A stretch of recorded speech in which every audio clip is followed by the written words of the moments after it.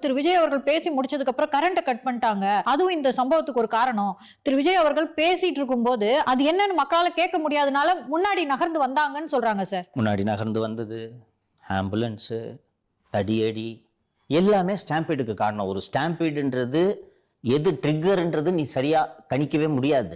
But once start ஆன உடனே எல்லாருக்கும் அந்த அடிப்படை அரிச்சு நம்ம தப்பிக்கணுன்ற அரிச்சு உன்னறியாம வந்துடும். இந்த நீ தண்ணியில விழுறதுக்கு சொல்லுவாங்க தெரியுமா, காப்பாற்றணும்னு போனோன்னா காப்பாற்ற போனவனை பிடிச்சி இழுத்து கொண்டு வாங்கிறது கேள்விப்பட்டிருக்கேன். அது எல்லா உயிர்களுக்குமானது அந்த சர்வைவல் இன்ஸ்டிங்க்ட்.